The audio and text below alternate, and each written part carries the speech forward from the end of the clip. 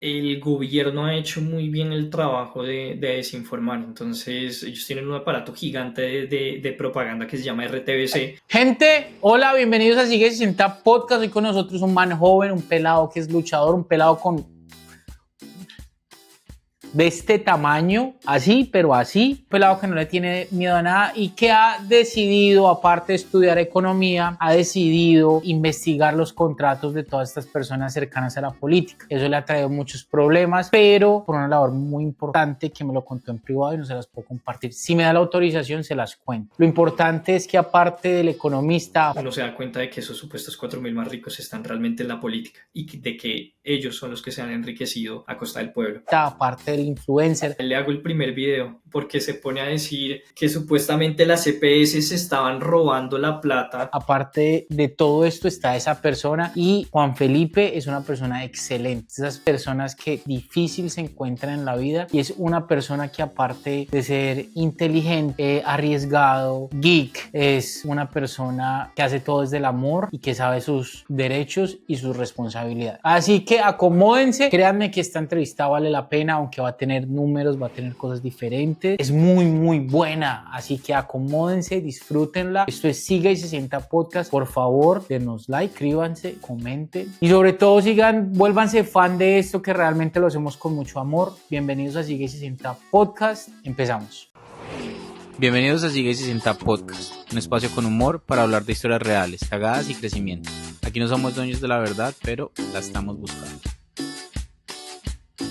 Hola a todos, bienvenidos a Sigue 60 Podcast. Hoy conmigo, un man joven. Él ahorita les va a contar quién es, pero ayúdenme y acompáñenme a darle una calurosa bienvenida a Juan Felipe Pedraza. Felipe, bienvenido a Sigue 60 Podcast. ¿Qué tal, Sebastián? ¿Cómo vas? Muchas gracias por la invitación. ¿Cómo te sientes? ¿Eras así de serio siempre? Yo en general sí soy de pocas palabras, pero pues acostumbrándome pues a tu formato, agradecido por esta invitación y pues por la oportunidad de poder estar en este podcast. Un man joven metiéndole de una a la política y metiéndole duro. ¿Cuál fue el momento en que dijiste, me voy a tirar contra el mundo y en vez de hacer bailes de TikTok decidiste destapar contratos corruptos? Yo inicié hace más o menos 3 años, en 2022, tiempo antes de las elecciones. Pues estaba, digamos, revisando las propuestas que tenía, por ejemplo, el Pacto Histórico, el Centro Democrático en general, pues no me convencían mucho. Para ese entonces estaba pues iniciando la carrera y digamos que me llamó la atención poderosamente una afirmación. Para ese entonces pues estaba trabajando pues en el sector financiero, estaba iniciando como asistente administrativo y la verdad me llamó la atención una propuesta en específico que era el tema de los 4.000 más ricos, que supuestamente quitándole, digamos, cierta porción de la riqueza a los 4.000 más ricos, supuestamente se podían pagar las reformas tributarias que estaba pidiendo en ese momento el Pacto Histórico y pues el candidato Gustavo Petro. Y a partir de esa propuesta y de empezar a escuchar mucho en la universidad que estábamos peor que en Venezuela, que en Colombia había una dictadura, cosas de ese estilo, digamos que yo también las viví mucho en el colegio escuchando pues la repetición de la repetidera diciendo que existían los 6.402, que el proceso de paz, todas las personas que estaban en contra de ese proceso lo que buscaban era la guerra. Pues digamos que llegué al punto en donde dije, toca salir a desmentir a esta gente, porque ese tipo de narrativas nos está destruyendo como país y pues así empecé haciendo videos. El primer video fue justamente hablando de esa propuesta de los 4.000 más ricos y demostrando con una base de datos de un asesor de Gustavo Petro, o sea, no me fui para otro lado, que se llama el War Inequality Database de un economista que se llama Tomás Piketty y que en ese momento justamente en la carrera lo estaba leyendo, pues mostraba que incluso quitándole toda la riqueza a esa porción, a esos 4.000 más ricos del país, pues no se podían pagar esas reformas. A partir de ahí empecé pues a publicar más seguido, pero digamos que hubo como un punto de inflexión este año y fue porque pues empecé a publicar las declaraciones de renta de los diferentes políticos y ahí pues ya empieza a cambiar un poco la cosa porque pues he publicado con gente, o sea, tanto de izquierda como de derecha y a principios de año había hecho el curso de Daniel Briceño con respecto al SECOP. Yo ya conocía el SECOP, pero digamos que a ese punto yo dije, tenemos que empezar a mostrar los contratos, la ejecución de contratos y demostrar que muchas de las personas que están en redes sociales en estos momentos están pagas por nuestros impuestos. Entonces ese fue, digamos, el boom hasta este momento de lo que ha sido mi activismo en redes sociales. Dices dos cosas muy interesantes. La primera, que fue, a mí me dio muy duro y peleé pues no peleé, pero discutí con personas muy cercanas a mí, personas que quiero mucho, acerca de lo del tema de la guerra, porque yo voy a ser honesto, yo fui una de las personas que dije no a eso, y era muy difícil que la gente a mí me llegara y me dijera, no, es que usted no quiere paz, y uno es como que no, yo voy a hablar por mí. Pues Sebastián Colorado. No es que yo no quiera paz, yo simplemente veía que las cosas eran muy incongruentes y que realmente se leían las cosas y lo que se le daba era un permiso a las personas de simplemente lavarse las manos. Entonces fue un tema muy difícil, no sé cómo una persona tan joven como tú lo vive y cuál fue su opinión. A mí no me gusta, digamos, usar la palabra víctima o algo de ese estilo, pero mi familia, pues digamos, en su momento se vio afectada por la situación, pues digamos, específicamente con la guerrilla. Tuvimos una situación, yo tenía más o menos unos 6, 7 años, en donde a mi abuelita, como dice este gobierno, ¿no? La retuvieron sin su consentimiento. Entonces, un tema un poco delicado. Entonces, pues digamos que a partir de ahí, como que uno empieza a entender que el tema de procesos de paz que es tan repetitivo en nuestro país, o sea, si tú te pones a revisar casi que todos los presidentes, incluyendo la extrema derecha, pues digamos, dicen que se necesitan procesos de paz. Entonces se hizo justicia y paz, se buscó pues con el ELN, con las FARC, y la verdad es que así no funcionan las cosas en el mundo. O sea, si el Estado al que le estamos dando el aval digamos, el uso de las armas y la violencia, no es capaz de poder defender a los propios ciudadanos que le están pagando impuestos, que no afectan a nadie, que todos los días están trabajando para poder sacar adelante a sus familias, pues digamos que ese tema del contrato social queda como volando. Entonces, Colombia pues es un caso muy específico, y es que tener a guerrillas durante tanto tiempo y no hacer nada y, digamos, esperar a procesos de paz, pues no tenía mucho sentido. Cuando yo terminé de leer el proceso de paz en 2016, y mis padres obviamente votaron en el plebiscito que no, pues a mí me llamó, pues digamos, poderosamente la atención que el colegio en el que me encontraba estaba promoviendo ese proceso a más no poder. Entonces, a pesar de que en ese momento pues yo estaba en un colegio público, yo terminé en un colegio, en un colegio privado, yo terminé en un colegio público, pero digamos que es bastante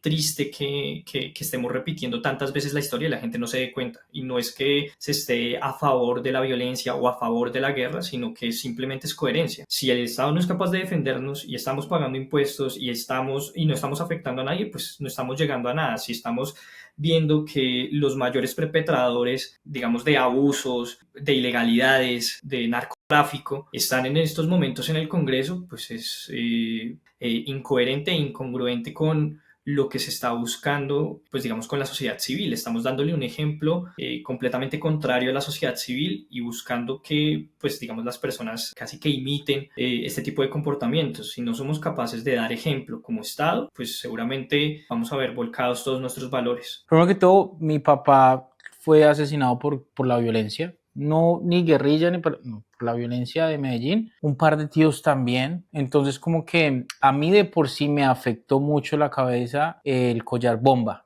Para mí fue eso una imagen muy violenta, uno estar almorzando y estar viendo eso. Pero hace poco, porque yo me acuerdo que hace 10 años la izquierda hablaba de la injusticia, y no te quiero meter en un problema de izquierda o derecha, pero sí hablaba mucho de que la injusticia, que y luego que hay mucha injusticia. Y luego, ahora que ya ven que toda esta gente, estos líderes de izquierda del país tienen tanto dinero, ya dicen, no, es que no es el dinero, es el dinero cuando la gente tiene demasiado dinero, porque ya cambió. No, ya cambió. Yo digo, bueno, listo, entonces siempre se les critica a las mismas familias, que hay muchas cosas con las que no estoy de acuerdo, pero ¿cuánta plata la gente, y no sé si tú me puedas tirar, no un dato, pero que hablemos paja, tendrán más todos estas familias ricas de Colombia, o tendrá más la guerrilla y la mafia, tendrán más dinero? A ver, pues digamos, ahí tendría que ser pues una suposición, o sea, trataré Sí, es de paja ser... porque no hay un papel que Sí, lo... exactamente. A ver, pues nosotros para el proceso de paz nos gastamos alrededor de 200 billones de pesos. O sea, esa sí es una cifra real.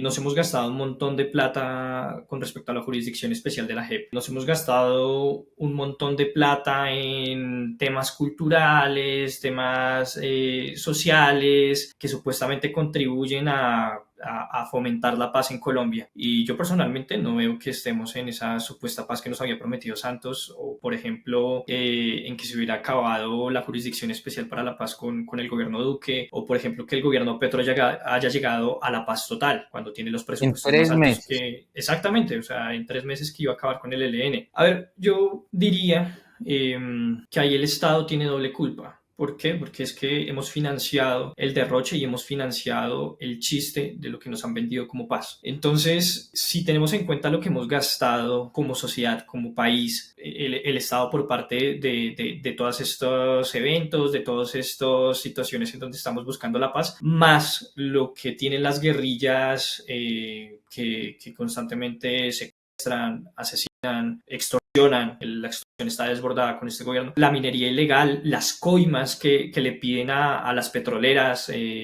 o sea, cualquier cantidad de plata que pues digamos entra dentro de la ilegalidad. Yo diría que las guerrillas sí tienen evidentemente mucha más plata, los actores ilegales tienen muchísima más plata de lo que podría llegar a tener pues digamos esos 4.000 más ricos. ¿Por qué? Porque es que, digamos, las familias millonarias de Colombia, pues ni siquiera residen en Colombia. Los Gilinski no viven en Colombia. Sarmiento Angulo no vive en Colombia. Los Char, digamos que son un caso excepcional, pero tampoco si lo ponemos, o sea, a cifras constantes y a cifras reales de cuánto tienen en patrimonio, pues realmente no son así supremamente o excesivamente ricos. Yo creo que sí, las guerrillas y en general, digamos, los grupos ilegales tienen muchísimo más dinero de lo que podría llegar a tener en líquido o digamos en patrimonio un Gilinski o un Sarmiento Angulo o todas las familias, digamos, multimillonarias que, digamos, las tratan de mostrar como un tema supremamente exagerado cuando realmente en Colombia no hay millonarios. O sea, en Colombia no viven, en Colombia no es que tributen. Entonces, pues, evidentemente, si tienes un Estado que es un infierno fiscal y tienes al mismo tiempo un montón de complicaciones con respecto a la seguridad jurídica de las empresas y de las personas, pues, evidentemente no tienes, digamos, población lo suficientemente rica o, digamos, que haya sembrado el suficiente capital para poder desarrollarse. Entonces, sí, estoy completamente seguro de que los grupos ilegales tienen muchísimo más capital que el que podría tener estos multimillonarios. Pero ahí me surge otra pregunta, entonces, ¿qué pasa o sea, si el hecho de que ellos no vivan acá significa que ellos no pagan rentas acá? Sí, de todas maneras la plata de todas las familias está acá, ¿no? Los Gilinski pagan sobre los negocios que tienen acá, entonces pagan con GNB Sudameris, pagan con Lulobank, pagan con Hamburguesas El Corral, pagan con Nutresa, pero pues digamos su residencia fiscal, o sea, lo que tiene digamos que tributar como persona natural Jaime Gilinski, pues no se paga aquí, se paga en Inglaterra. Ellos son los dueños de Metrobank, que es uno de los bancos más grandes del mundo, y pues están allá, viven en Londres. Lo mismo con Sarmiento Angulo, que creo que tiene, si no estoy mal, residencia en estas playas, se me va el nombre, en Antigua y Barbuda, creo que es, o sea, toda esa partecita, digamos que son lo que mal llaman paraísos fiscales. Entonces él no tributa, digamos, como persona natural aquí, sino que el que paga, digamos, impuestos será el grupo Aval, cosas de ese estilo. Pero no, ellos como personas naturales no tributan acá. Tengo una pregunta que estaba buscando, eso es muy grande, yo estaba buscando a alguien que me la respondiera. Una de las propuestas de las Priella es, si los bancos no bajan el interés, se pueden traer traigo bancos de afuera. ¿Eso es posible? Claro, de hecho, hasta el momento de las pocas personas que ha hablado de propuestas es justamente Abelardo.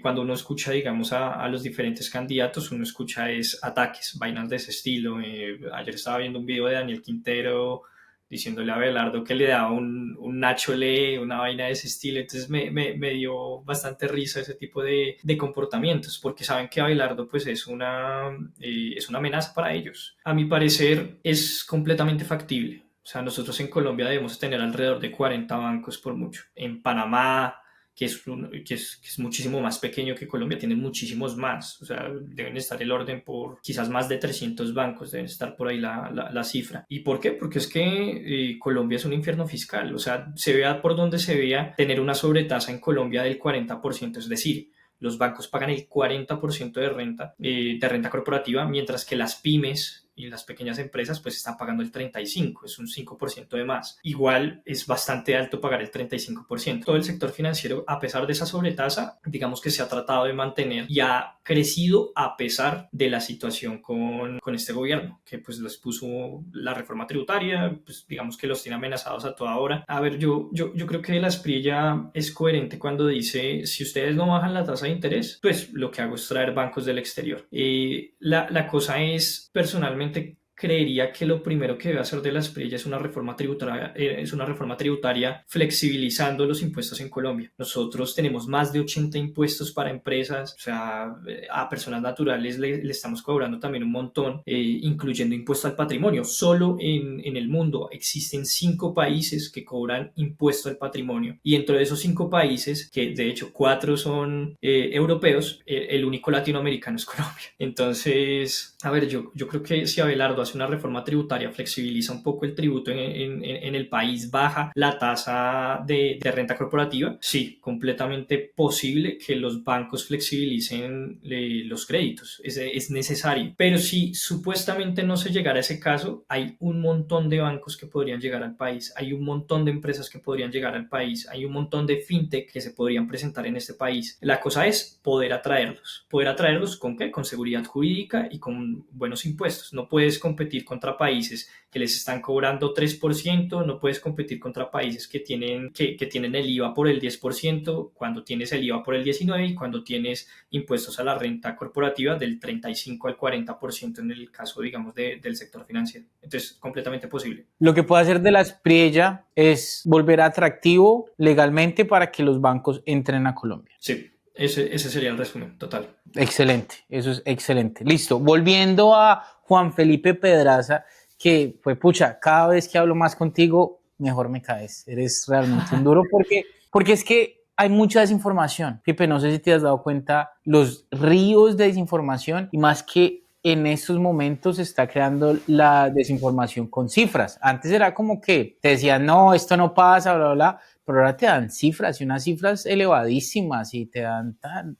Me parece muy chévere que una persona que por sí ha sido educada, que sabe del tema, pueda sentarse y hablar de cosas reales e irreales. Pero volviendo a este personaje de rentas, ¿cuál fue la primera que tú dijiste? Uy, fue pucha, qué tema tan loco, voy a salir. ¿Qué pensaste en sacar el tema y cómo fue eso? Yo tengo un canal que se llama Rentas y Negocios, de ahí el tema de rentas. Y pues solo hablaba de temas económicos, entonces hablaba de noticias económicas, hablaba, digamos, de las situaciones que se estaban presentando, en su momento la reforma tributaria, en su momento, digamos, esos ataques tan constantes a la empresa y al sector privado. Pero digamos que tocaba entrar en política y tocaba entrar a decir, esta gente está desinformando, primero con el tema de los 4.000 más ricos, y ahorita lo más reciente con las declaraciones de renta. La primera declaración de renta que yo publiqué pues, fue justamente la de Gustavo Petro. Tiene más o menos en patrimonio líquido 1.300 millones de pesos. Entonces, cuando empiezo a destapar cada una de las declaraciones de renta de los políticos, pues digamos, uno se da cuenta de que esos supuestos 4.000 más ricos están realmente en la política y de que ellos son los que se han enriquecido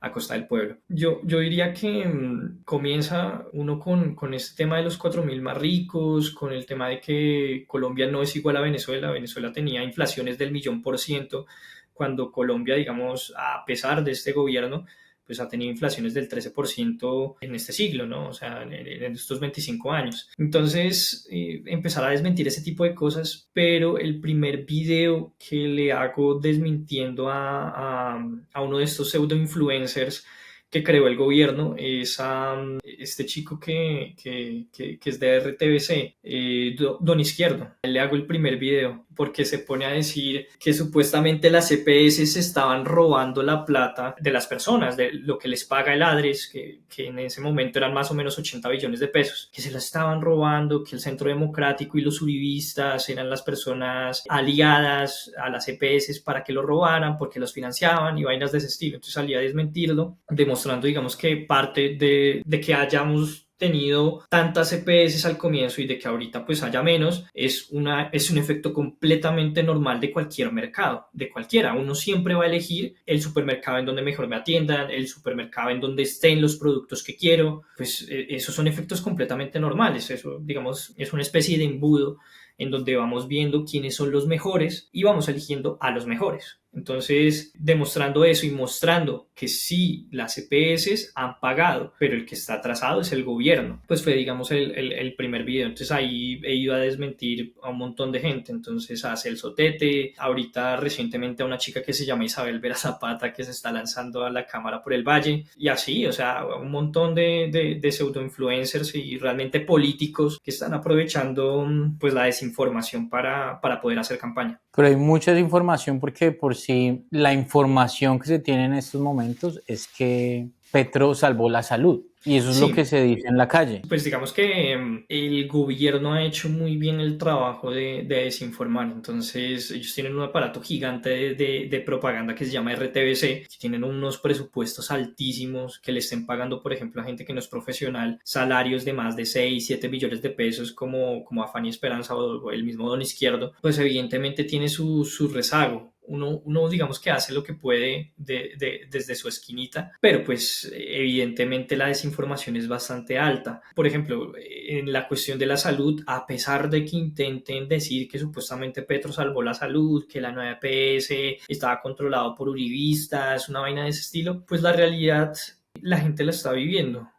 Yo cuando tengo que ir a reclamar los medicamentos de mis abuelos, o digamos cuando veo compañeros que van y reclaman de sus familiares, cosas de ese estilo, pues nunca les entregan. O el servicio de salud decayó un montón. Ahora uno tiene que comprar los medicamentos, pues por su parte, porque el modelo de aseguramiento en salud ha sido uno de los modelos más exitosos en el mundo, que es el que tenía Colombia, pues se ve mermado por un tema de presupuestos máximos que no han pagado desde hace casi 3 años. Estamos con deudas de 2022. Entonces, si no se pagan presupuestos máximos, si la UPC, que es la unidad de pago por capitación, está también desfinanciada porque los porcentajes que deberían subir no lo suben, están esperando que se suba más o menos un 13% la unidad de pago por capitación y le ponen, digamos, presupuestos que, o sea, técnicamente no entiende. Por ejemplo, subidas del 5 más 2 puntos, entonces 7% cuando debería subir el 13%, pues evidentemente te queda una desfinanciación bárbara. Entonces, por el lado de salud, a pesar de que el gobierno ha intentado un montón de propaganda, ha intentado con influencers, ha intentado por todo lado, la realidad les termina afectando. La realidad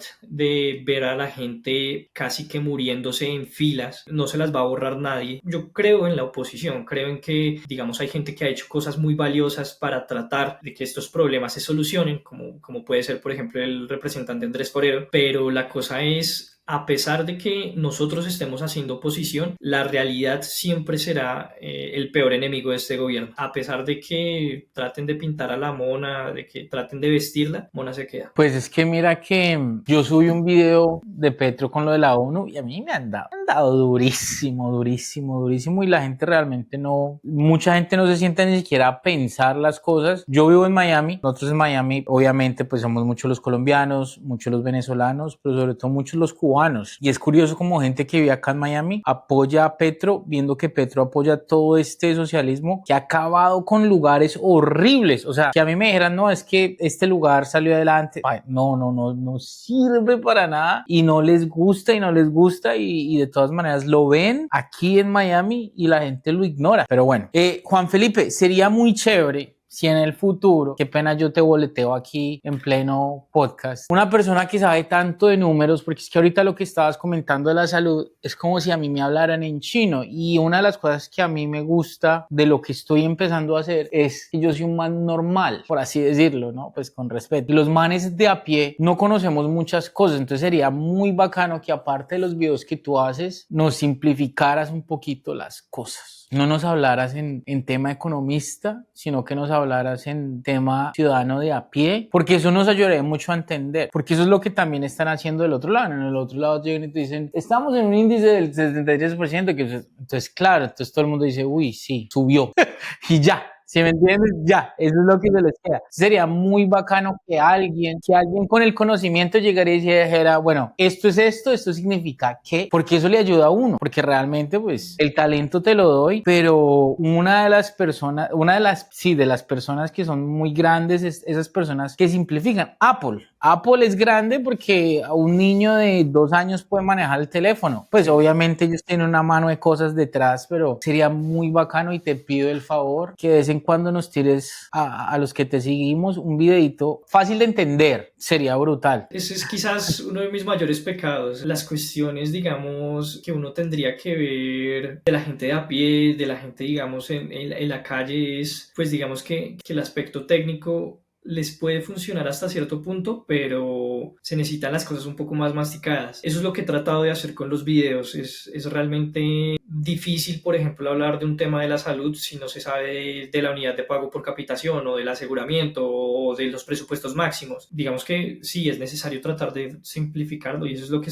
he estado buscando hacer, pero la cosa es, también en nuestro país se necesita, yo creo que en eso pecó la ley 100 o por ejemplo las AFP. Ha pecado mucho el sector privado y es de quedarse como con una especie de tecnificación, digamos, de términos rimbombantes, vainas de ese estilo que realmente no nos ha servido. La izquierda lo hace muy sencillo, lo hace muy fácil. Su constante es mentir y mentir en situaciones que se ven mucho más casuales, ¿no? Entonces, ¿por qué están todas estas filas en el tema de la salud? ¿Por qué se la robaron? ¿Por qué los uribistas? No, Entonces, yo te la voy a cambiar. Su tema no es solo mentir, su tema es irse a lo emocional. Y nosotros nosotros crecimos con todavía pasa en Betty la Fea. Todavía nos emocionamos cuando Betty se vuelve bonita, cuando don Armando la quiere de verdad. Entonces estos manes atacan a ese momento, al sentimiento. Y a mí me tiraron mucho cuando yo dije, pero Petro tiene un buzo Carolina Herrera, marica. O sea, no hay nada más de hijo de puta, de burgués que un buzo de Carolina Herrera. Póngase otro buzo, marica. Y la gente me dice, sí, eso no tiene nada que ver. Y yo digo, maricas, o sea, sí, entonces yo digo, los manes son muy inteligentes con la emocionalidad y los manes manejan ese pueblo emocional y el pueblo como tal es emocional. Entonces cuando llega Juan Felipe y me habla de todo esto y la gente dice, este es un rico de mierda, porque no quieren entender. Van a decir, no, este man se cree más inteligente que yo. Entonces llega el otro, estamos salvando el pueblo y a la gente le fascina la mierda. Es normal. Yo, de hecho, cuando empecé a publicar videos, me empezaron a decir que yo era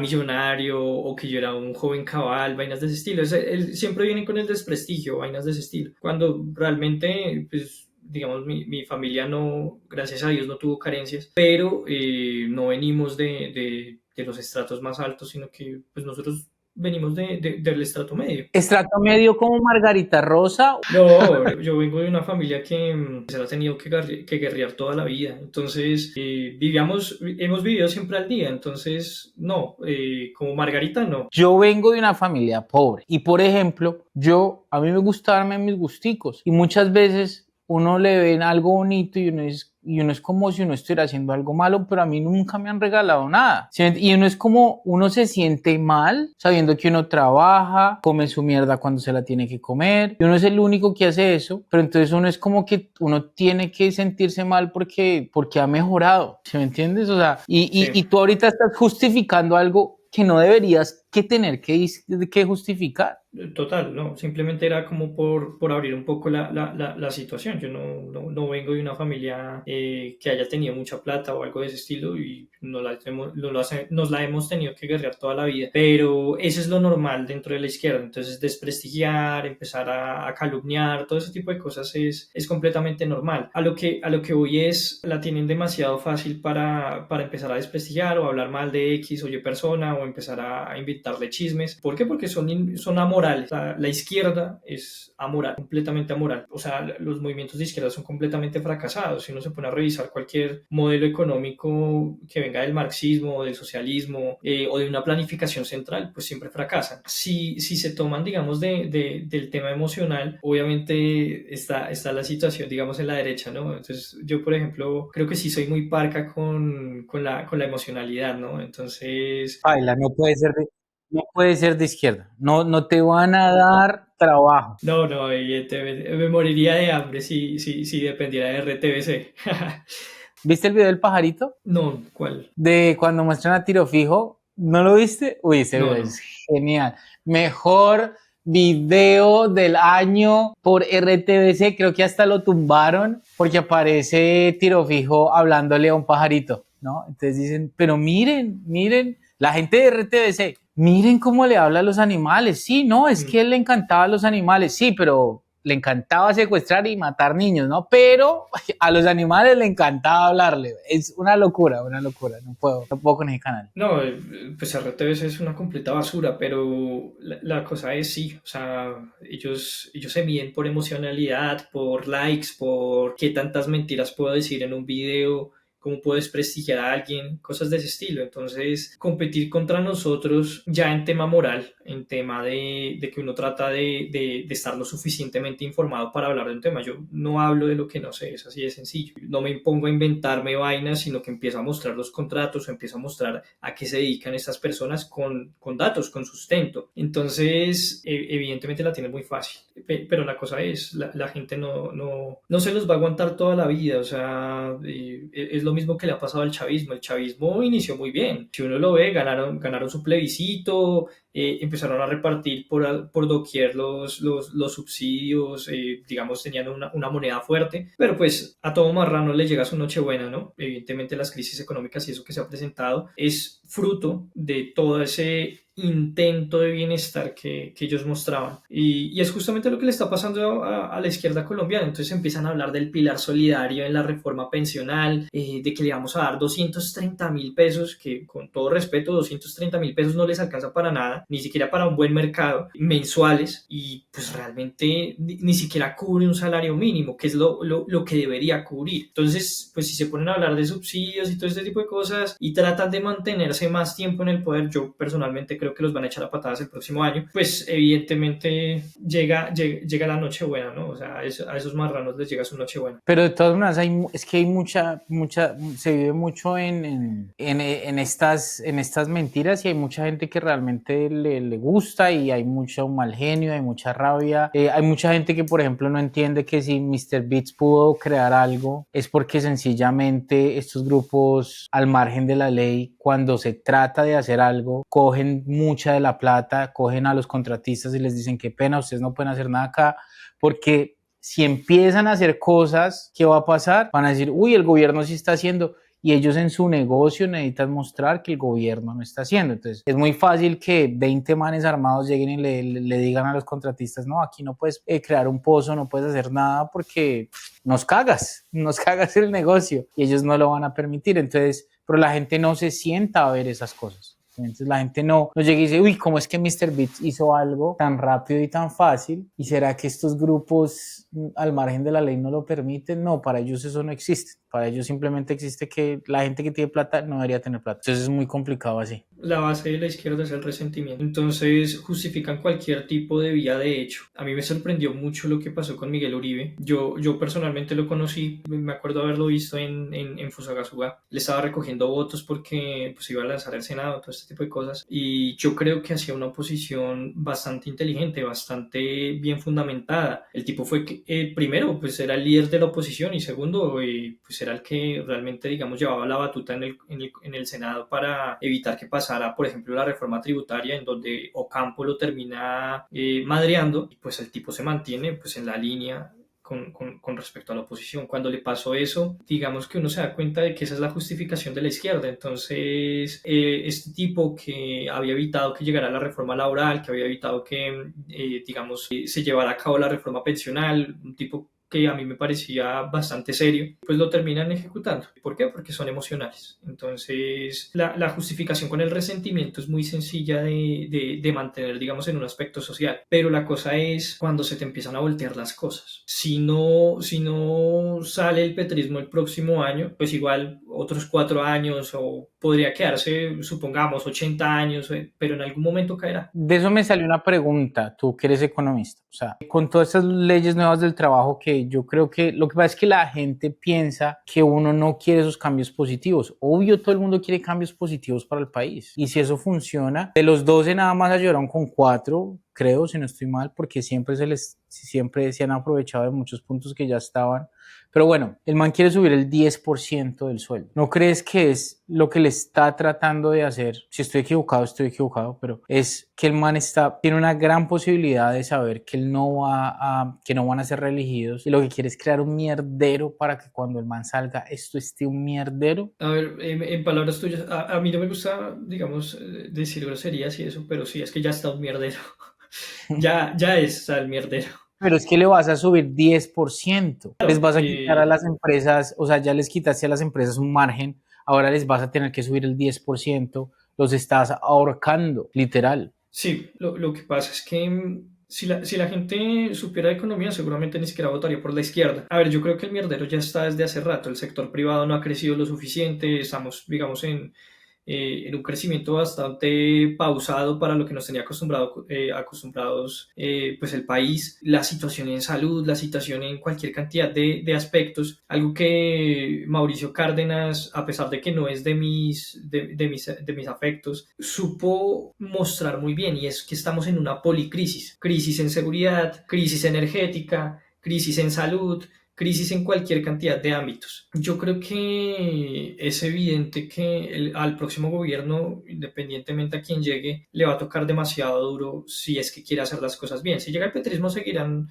generando más crisis. A ver, si lo ponemos por el lado del sector privado y por el lado laboral, ya el simple hecho de que exista la reforma laboral es una contradicción. O sea, nosotros en Colombia tenemos cualquier cantidad de derechos a favor de los trabajadores, de fueros sindicales, de un montón de cosas que nos tienen atrasados un montón de años, porque por ejemplo en Estados Unidos la facilidad es que usted puede ir a trabajar en donde estén requiriendo trabajo. Es así de sencillo. No tiene que esperar a que tal secretaría lo apruebe, a que tenga tales exámenes, a que le cumplan con temas sociales, que le paguen pensión, que le paguen salud, sino que a ti te entregan el neto, te entregan la plata y tú verás qué haces con esa plata. Si le invierto en salud, si le invierto en educación, si le invierto en X o Y cosa. Pero pues la reforma laboral es una contradicción. Ahora, cuando hablamos del salario mínimo, el salario mínimo tiene que llegar, digamos, a un acuerdo entre los empresarios y pues, digamos, los trabajadores, que es lo normal, es lo que siempre se presenta.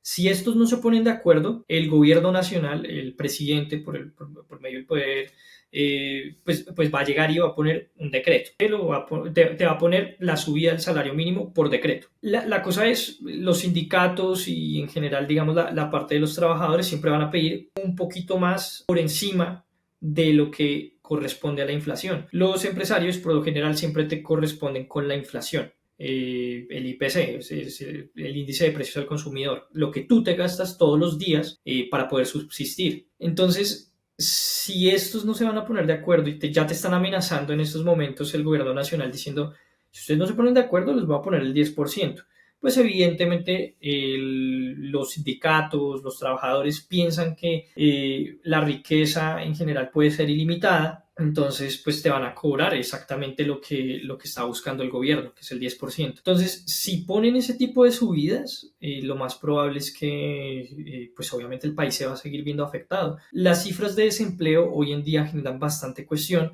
porque es que no corresponde, y de hecho es bastante llamativo, que de 422.000 personas, 419.000 que salieron en este mes, en este último reporte de trabajo, corresponden a mujeres. O sea, como que las cifras no cuadran por ningún lado. Entonces, pues, digamos, si el DAN en estos momentos, el Departamento Nacional de Planeación, digamos, diferentes entidades del Estado no te están mostrando las cifras con una rigurosidad lo suficientemente amplia para llegar y justificar esa subida del 10%, cuando las empresas están viendo ahorcadas, pues no estás llegando a nada. Evidentemente, el gobierno en estos momentos, al proponer que se suba el 10% el salario mínimo, pues va a ahorcar un montón de empresas. Las que tengan la capacidad lo van a pagar, pero de resto van a cerrar, van a quebrarse. ¿Por qué crees que la corrupción está tan normalizada en la política colombiana? Y la otra pregunta es, ¿hay un ente que realmente los vigile o es simplemente, o qué pasa con eso? Bueno, te contesto primero la última pregunta. El ente supuestamente es la Procuraduría. La Procuraduría debe velar porque los funcionarios públicos cumplan y no se estén enriqueciendo, por así decirlo. Pero la Procuraduría, el procurador, valga la redundancia, lo pone el presidente. Lo pone técnicamente el presidente. Entonces, no tiene mucho sentido. Si los políticos manejan las entidades que deben hacerle control a los políticos, pues no llegamos a Y eso nada. sí es de izquierda y derecha, eso sí es de izquierda y Sí, no, derecha. eso cae en todos los puntos. Pero la cosa es, si le soy sincero, yo nunca había visto un gobierno tan marrullero y tan camuflado como este. Entonces, el escándalo de la UNGRD es supremamente pesado. Es que son más de 3 billones de pesos. Billones. Y la gente sigue hablando de Odebrecht y de Duque. Sí, no, vainas de ese estilo. Cuando, por ejemplo, uno de los escándalos de Iván Duque fue el tema de centros poblados. Fueron 70.000 millones. 70.000 millones es menor a 3 billones. Es decir, es como si hubieran multiplicado la cifra casi que por 10. Entonces, es una locura. Entonces, pues yo no creo mucho en las entidades como la Contraloría, como la Procuraduría, porque es que pues los eligen los mismos políticos. Si fuera un tema de carrera, de gente, digamos, que hace control ciudadano, que se tiene que preparar o que tiene, digamos, que luchar para llegar a ese punto de ese puesto como procurador o como contralor, pues ahí les creería un poco más. Pero si los elige el presidente y el Senado, pues digamos que estamos en las mismas. Entonces, no creo mucho en las entidades que hacen control al Estado. Realmente no tienen mucho sentido. Se supone que existen, se supone que tienen que hacer su trabajo, pero no creo en ellos. No creo en políticos realmente. Y lo otro es, ok, si lo ponemos con respecto a por qué la corrupción, este país es corrupto simplemente por un tema de cultura. O sea, en nosotros está interiorizado que debemos ser más vivos, que debemos ser más despiertos, que debemos enriquecernos a partir del otro. Nosotros no tenemos las mismas ventajas que yo realmente admiro, digamos, a varios países. Mi vida laboral, los últimos años la he desarrollado con Turquía y pues realmente le tengo cierta admiración a ese país y con Estados Unidos. Y pues Estados Unidos, mal que lo quieran juzgar, mal que sea la policía del mundo y todo este tipo de cuentos, es un sistema completamente estable. ¿Por qué? Porque las instituciones funcionan y porque la cultura en general de los gringos o de los turcos es completamente diferente a la colombiana. Claro que hay casos de corrupción, yo no estoy diciendo que no haya, pero no son tan evidentes como lo es en Colombia. O sea, en Colombia hasta el edil, el concejal, digamos, los puestos más bajos en política entran en corrupción. Entonces, eso es bastante diciente. Nosotros, a ver, si lo pusiéramos en estos términos, yo creo que la corrupción se presenta, primero porque pues, los mismos corruptos eligen a los corruptos que los deben investigar. Y segundo, porque está muy interiorizado en el colombiano. Tú pones un billete de 100.000 y hay una persona rica, pobre y de estrato medio, no sabes quién se la robó. Hablando en serio. Y esa es la realidad. Y es aquí en Estados Unidos yo siento que aparte de la cultura es también el miedo a la justicia. Acá se le tiene mucho miedo a la justicia. Si me entiendes, en Colombia la gente se burla de la justicia y sabe que la justicia tiene un precio. Entonces, esa es la gran diferencia, creo yo. Porque realmente aquí eso es lo que yo he notado. ¿Qué papel crees que juega la ciudadanía en permitir que todo esto pase? A ver, yo no me puedo llegar y creer Mr. Secop o Mr. CIGEP, que son, digamos, las dos plataformas como más relevantes para hacer control político. Pero la cosa es que el colombiano no está interesado en hacerles control y seguimiento a quienes están dentro del Estado. Solo ¿Por qué? queremos escuchar y repetir. Sí, porque somos cómplices. Realmente la gente que no hace control político o control ciudadano, en su mayoría es cómplice. Porque es que tal personaje o tal familiar está trabajando con tal político, y lo pusieron en este puesto. Entonces hay un proverbio chino que dice que, o sea, palabras más, palabras menos, yo digamos estoy aquí, pero me acuerdo que es un proverbio chino que dice, es algo así como cuando te paga el poder, te vuelves más o sea, te silencias un poco más, como que te callas un poco más la boca. Y es lo que pasa en Colombia. Entonces, como tenemos 1.500.000 personas que son contratistas del Estado, como tenemos un montón de políticos que aparecen cada 4 años para pedir tu voto, pues digamos entramos dentro de esa democracia imperfecta. Las democracias pueden funcionar, sí, yo de hecho estoy completamente de acuerdo en que las democracias pueden llegar a funcionar, pero llegar y casi que darle un punto divino en donde todo aquel que sea político debemos tomarnos una foto y decirle doctor, pues digamos que caemos en endiosar seres humanos. Creo que también nos restamos responsabilidad, porque es que a la final cuando tú le das, tú no solamente le estás dando importancia a una persona, sino que te estás restando responsabilidad. Entonces, por ejemplo, tú no pagas el recibo a luz, tú no botas la basura en la calle, tú no haces lo correcto en tu casa, tú le pegas a tu mujer, tú escondes cosas, tú le dices mentiras a tu jefe roba a los empleados y nada de eso tiene que ver ni con la izquierda ni con la derecha. ¿Sí me entiendes? Es lo que realmente tiene que ver con nuestra sociedad. Porque nuestra sociedad no se limita a esas 100 personas que están allá. Entonces yo creo que lo más fácil que nosotros hacemos es nos tapamos los ojos y nos restamos responsabilidad. ¿Sí me entiendes? O sea, realmente nosotros nos hacemos los maricas, aunque no te gusten las groserías, y no hacemos lo que tenemos que hacer en el día a día. Porque si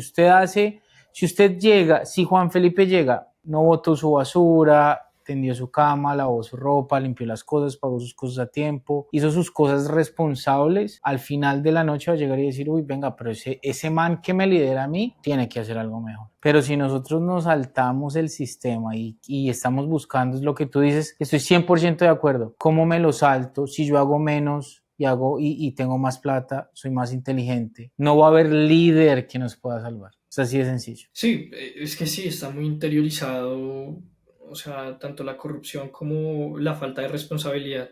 Yo hablo como man de izquierda, pero soy de derecha. Yo no creo que la lucha contra la corrupción o contra las malas situaciones culturales que tenemos hoy en día sea un tema de ideología, sea un tema de izquierda o de derecha. Evidentemente, ese es el discurso que suele aprovechar la izquierda porque, entre comillas, entre muchas comillas, no han estado tantas veces en el poder, aunque pues eso se puede debatir bastante. Pero la cosa es, aprovechan el resentimiento y pues las situaciones que terminan generando esa propia corrupción, ¿no? Entonces, obviamente todos nos acordamos de Ocat Paz, todos nos acordamos de Odebrecht, de cuando se robaron Ecopetrol, todo este tipo de cosas, es algo que digamos ha aprovechado la izquierda para poder generar ese discurso. Pero pues ellos son muy buenos criticando, pero cuando ya están en el poder, pues es la total perdición, es esa policrisis. Exactamente. Entonces, acabar la corrupción con referendos anticorrupción, acabar la corrupción, eso simplemente lo deja sofismas, es decir, deja las palabras en el aire. Pero realmente, ¿qué han hecho ellos para evitar la corrupción? Petro se mostró muchas veces diciendo, no, es que yo fui el que acabó la corrupción de la alcaldía de Samuel Moreno, yo fui el que acabó con la parapolítica, yo fui el que acabó con un montón de escándalos, cosa que es completamente mentira, pero que él aprovechó para poder generar ese discurso. Entonces, hasta que el colombiano no se responsabilice y no se dé cuenta de que tiene que hacer un control político independientemente de la persona que esté en el poder y de que necesitamos un Estado más reducido, porque es que no podemos estar sosteniendo casi al 10% de la formalidad en el país, pues es que en serio necesitamos responsabilidad por parte de los ciudadanos en hacerles control y veeduría a los políticos y dejar de comerles tanto. Ya hay que dejar de endiosarlos porque si no nos van a terminar, pues ellos se están enriqueciendo, como lo he mostrado con las declaraciones de renta. Ellos se han estado enriqueciendo, pues, pero por miles de millones. Roy Barreras, que fue una de las declaraciones de renta que saqué, 9.000 millones de pesos. ¿De dónde un tipo que solo ha trabajado en el sector público, de dónde un tipo que realmente es detestable termina enriqueciéndose tanto? Y cuando uno se pone a revisar en su declaración de conflictos de interés, no tiene empresas, no tiene nada en el sector privado. solo se ha dedicado al sector público. Entonces hay que dejar de ser tan inocentes con los políticos y empezar a hacerles control. La gente me critica mucho es porque supuestamente yo no le hice control ciudadano o veeduría al gobierno anterior, al gobierno Duque. Pero pues es que cuando llegó el gobierno Duque yo tenía 16 años, entonces No soy responsable, eso no es excusa. Que va a estar viendo Dragon Ball Z ni que mierda. sí, no, es muy chistoso, pero así como dicen en el Quijote de la Mancha, ladran Sancho es porque andamos. Realmente necesitamos es seguir con este tipo de trabajos, que no es que existan solo Daniel Briceño o solo Juan Felipe Pedraza para revisar el SECOP y el CIGEP, que son las dos plataformas que usamos para hacer este control. No, es que necesitamos más gente. Y a mí la verdad, si le soy sincero, la política no es de mi interés. Yo he vivido toda la vida del sector privado, me siento bien en el sector privado y pues mi vida no se ha desarrollado toda en el país. Entonces yo personalmente no me veo, digamos, representando o estando en una cámara o en un senado o en un consejo o algo de ese estilo. Yo no me veo en el sector público. Es que necesitamos que todos se responsabilicen, que todas las personas que están tanto en el sector público como en el sector privado se responsabilicen para evitar que este tipo de situaciones como la ONG se presenten. Se necesitan más personas que se tomen ese trabajo en serio, que empiecen a revisar las entregas de los contratos. Hace poco un señor que se llama John Forero, pues que yo veía que publicaba mucho en redes sociales, en X, en YouTube, diciendo no, que es que el gobierno nacional la rompió, o sea, Petro los tiene de hijos, Petro les ha demostrado que se puede hacer las cosas con dignidad. Y cuando me pongo a revisar, el tipo tiene un contrato en la Agencia Nacional de Hidrocarburos por 129 millones de pesos, que es el descaro más grande, llegar y contratar gente para limpiar la reputación de este gobierno. Es que no lo habíamos visto Y en toda la otros plata que se gobiernos. han gastado. Se Exactamente, han no gastado lo mucha habíamos plata. visto en otros gobiernos. El gobierno Duque, tanto que criticaban a una chica que se llama Nati Bedoya, era entre comillas el único caso que habíamos visto de gente que, pues, entre comillas, porque pues ella sí tiene estudios, digamos que no correspondía y que tildaban de bodeguera. Pero con este gobierno se ha desatado completamente. ¿Por qué? Porque es que metieron RTBC a Holman Morris, a Don Izquierdo, a Fanny Esperanza, a este chico, a este señor John Forero, a Wally Opina, a Levi Rincón, a un montón de influencers, bueno, aunque yo personalmente pienso que son pseudo influencers, en los aparatos estatales, con contratos de nuestros impuestos. Entonces, cuando uno se pone a revisar, por ejemplo, a Lalis tiene o sea, uno revisa los contratos en el SECOP y uno ve los entregables y dice hacer, digamos, propaganda en redes sociales para Colombia Compra Eficiente. ¿Y qué responde ella con la evidencia? Hice una campaña en redes sociales para mejorar la compra eficiente. O sea, vainas que uno dice, bueno, y las evidencias y los entregables y qué hiciste. Te estamos pagando más de 7 millones de pesos el mes, pues algo debiste entregar, pero no, los entregables son basura. Entonces, a este chico que hace poco le estaba revisando, John Forero, los entregables eran más descarados. Entonces, más o menos 6 entregables de los 11 que tenía que mostrar, de las 11 obligaciones que tiene con el Estado, decía no entregué, no entregué, no entregué.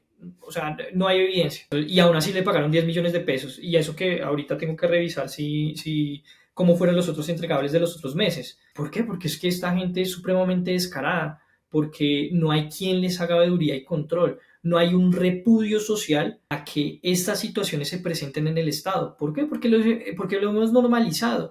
Porque cualquier persona, y me incluyo, que terminara en el Estado, en Colombia Compra Eficiente, en la NH, en cualquier entidad del Estado, seguramente haría lo mismo. ¿Por qué? Porque es la cultura colombiana, es lo que hemos interiorizado. Juan Felipe, pues está llegando la hora de terminar, pero quiero terminar con dos cosas. Primero que todo, preguntarte si hay alguna manera legal de cambiar un poquito el sistema. Si estuviera en tus manos, ¿tú qué harías? Yo creo que la Constitución del 91 es cómplice.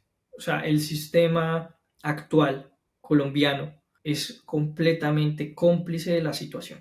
A mí me da un poco de embarrada ver que hemos interiorizado tanto el yo tengo derechos pero no tengo responsabilidades. El Estado necesita ser más consecuente y mostrar que realmente la gente que se dedica al servicio público no se dedica a eso por enriquecerse, sino por servir. Y es bastante triste porque a fin de cuentas para eso están, ¿no? Para eso es el servidor público. Tú no te pones a pensar en Suiza o en Estados Unidos o en Reino Unido o en las grandes potencias mundiales si esas personas están realmente para servir o simplemente le dieron un contrato para lavarle la cara al gobierno. No, esa gente pues está preparada y tiene, digamos, reconocimiento social y por eso es que funcionan ese tipo de estados. ¿Yo qué cambiaría? Trataría de igualar las cosas a los modelos que han funcionado. O sea, es que suena hasta cierto punto algo tan sencillo, pero es que no hemos sido capaces. La Constitución del 91 no nos da las herramientas para realmente hacer las cosas que se deberían hacer. Entonces, desde la elección popular hasta los derechos que nos presenta la Constitución, son completamente cómplices del sistema. Entonces, si queremos igualar un poco las cosas, si queremos ser un país no en vías de desarrollo o en un mercado ahí apartado o con mucha violencia, sino que necesitamos es un país que iguale los estándares y que iguale normas a los países que funcionan. Entonces, yo creo que los castigos a los corruptos deben ser mucho más amplios, mucho más graves. No se puede dar casa por cárcel, no se puede dar facilidades a los políticos para que vuelvan a robar. Entonces, este gobierno ha sido descarado, por ejemplo, con el tema del pacto de la picota. O sea, ¿cómo te puedes aliar con los presos que están ahí, no porque fueron buenas personas ni nada? O sea, Samuel Moreno era un corrupto. Los paramilitares que trajo el gobierno, que ya se había solucionado el problema con Justicia y Paz y nos vuelven a traer a Mancuso, nos vuelven a traer a Jorge 40, nos vuelven a traer a un montón de paramilitares.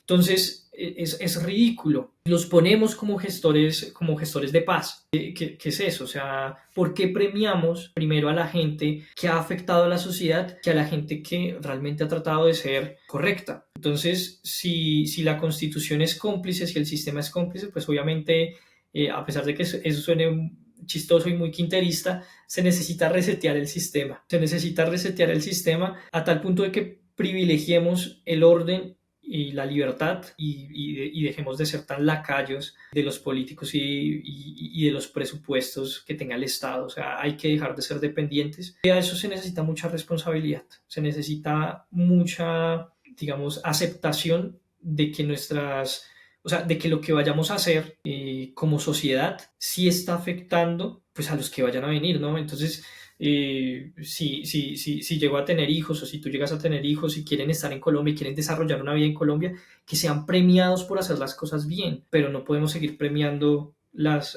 situaciones que son completamente contrarias. Ese sería el tema, resetearlo. Perfecto. Ahora, para respirar un poco y antes de irnos, porque hemos hablado de política ya por una hora y es cansón, aunque delicioso a la misma vez. Como economista, danos 2 o 3 consejitos fáciles para crear en la casa, para no malgastar tanto el billete o para crecer en la casa. No, yo creo que el único consejo que les podría dar a las personas en ese caso es algo que suena obvio, pero que pocos cumplimos, y es no se gasten más de lo que ingresan. Traten de ahorrar. Estar gastando de más en Colombia nos ha llevado a que nuestro consumo sea muy alto, pero nuestro ahorro sea demasiado bajo. La gente no ahorra en el país y la gente tampoco invierte en bolsa o invierte en negocios, sino que prefiere gastarse la plata en un fin de semana o tomándoselo.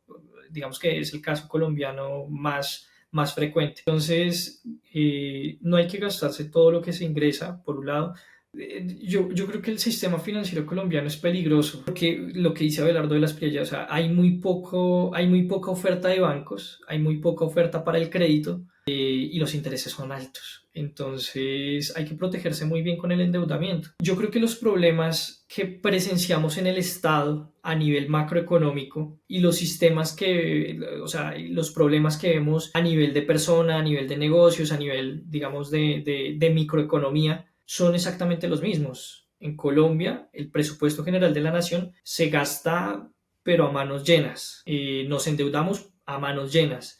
Tenemos el crédito muy por encima de otros países. El riesgo país, digamos, situaciones que dentro de la macroeconomía no deberían ser la frecuencia o tan recurrentes, son de hecho muy parecidos al aspecto microeconómico. Entonces, las empresas se endeudan un montón, las personas se endeudan un montón, gastan más de lo que tienen. Los problemas son muy parecidos. Entonces, simplemente como para resumirlo, no gastar más de lo que se ingresa, tratar de ahorrar.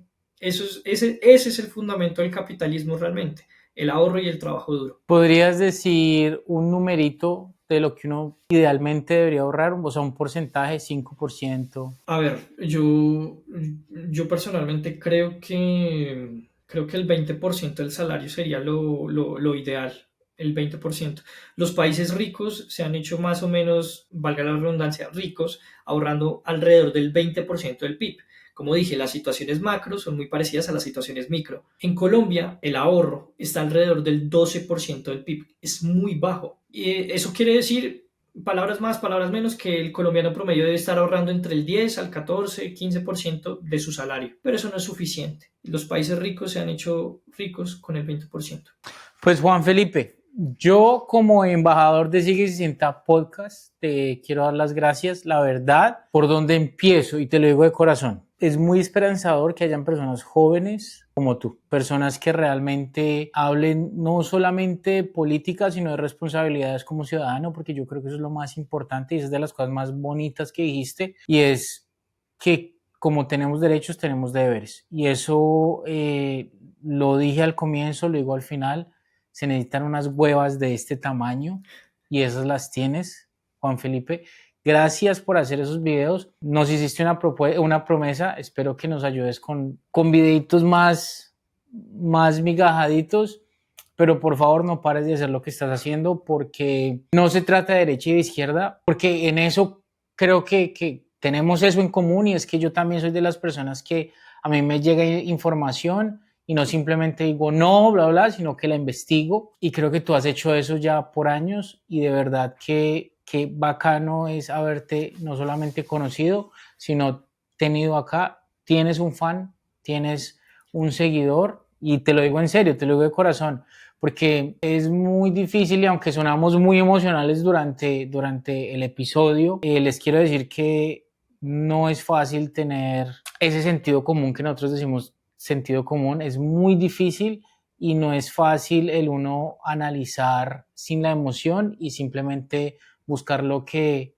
como sociedad se necesita. Y eso lo tiene Juan Felipe. Entonces, Juan Felipe, gracias por haber estado acá, de verdad. Muchísimas gracias, Sebastián. La verdad, agradezco que me hayas prestado este espacio. Una última cosa que también te diría es, también sigue con este podcast, con los videos. No hay que dejarse amedrentar. Esto a veces genera un poco de miedo. Lo vimos, digamos, con lo del caso de Miguel Uribe. Pero hay una frase que a mí me gusta mucho, que la repite a veces mucho el partido político Vox, y es: sin miedo a nada ni nadie. Y hay que mantenerse así. Hay que mantenerse sin miedo.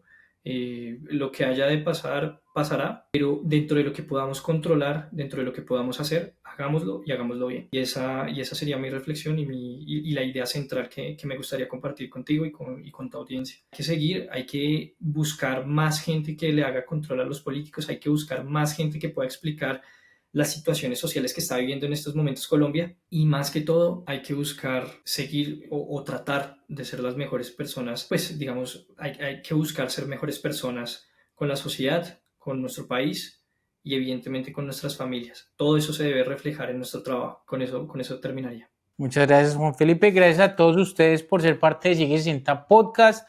No olviden en seguirnos, en seguir a Juan Felipe, a seguir Rentas. Aquí vamos a poner obviamente el link. Y gracias a todos, hagan lo mejor por ustedes, y yo creo que el mensaje más bonito de este podcast es ser responsable de sus actos, y eso va a hacer que en el futuro tengamos mejores líderes. Gracias a todos, nos vemos pronto. Esto es Sigue 60 Podcast. Chao.